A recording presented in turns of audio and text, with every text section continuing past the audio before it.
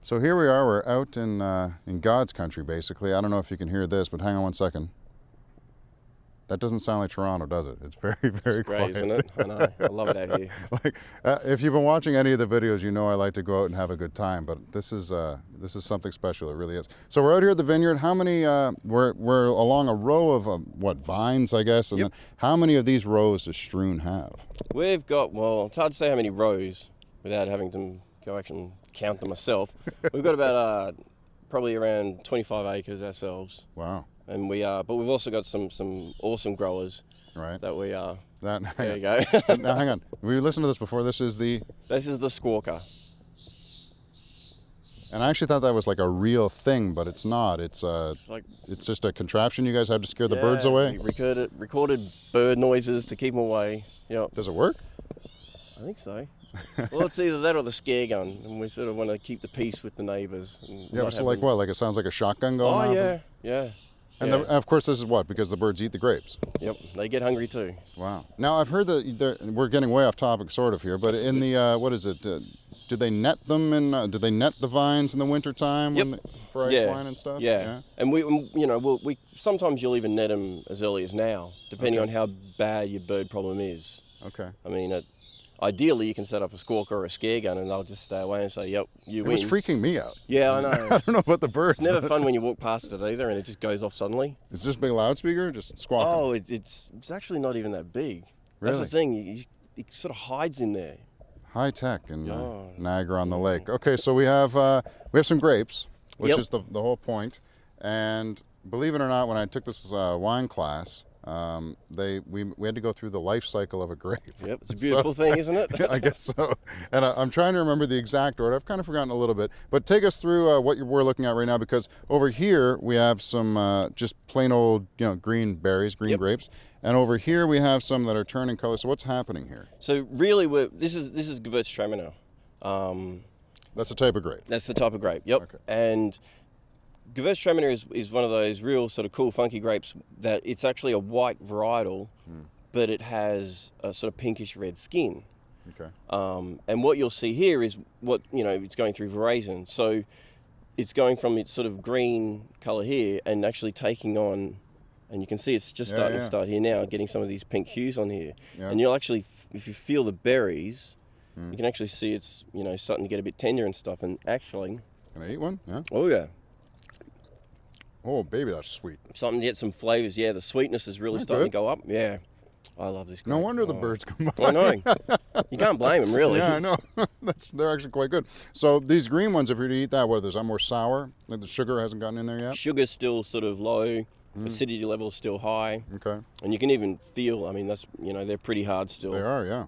So it reaches what you call veraison, or what, is called veraison. And now is this when you're starting to eye those grapes going, it's getting time to pick them? Yep. Okay.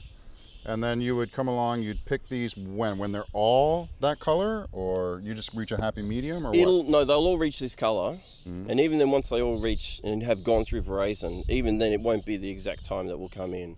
Okay. But that's the point where we really start coming out and tasting them, seeing how the flavour profile is going. I mean, we always love to pick on flavour profile.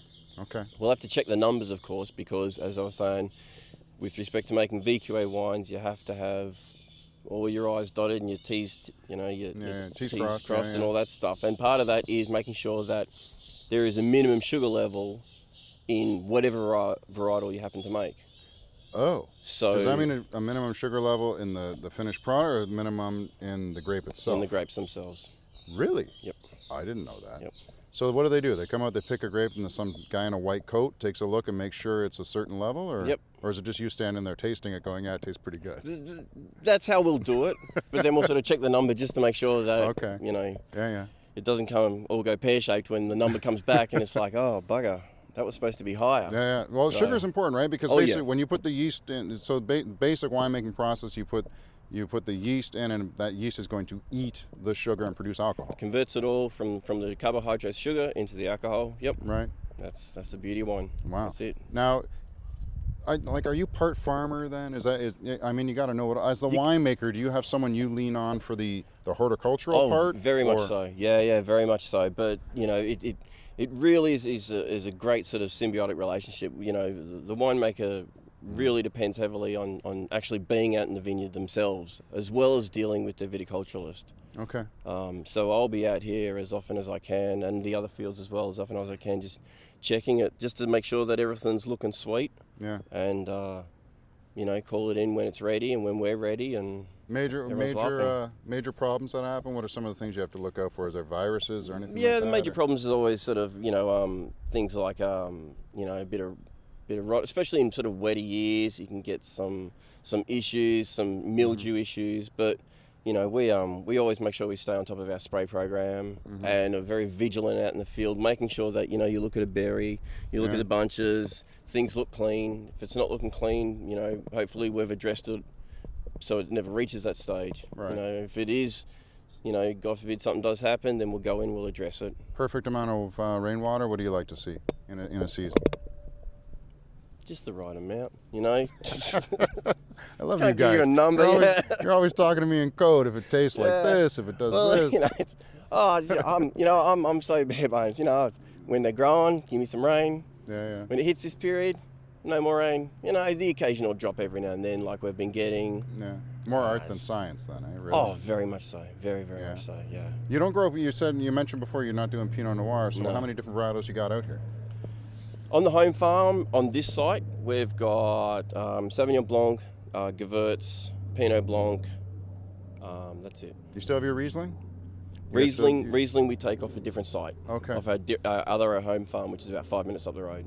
Nice. Now we've seen the grapes. We've seen where they end up, how they get crushed and all that. Can we go taste some or what? Oh yeah, best believe. Okay. Have to. Let's go.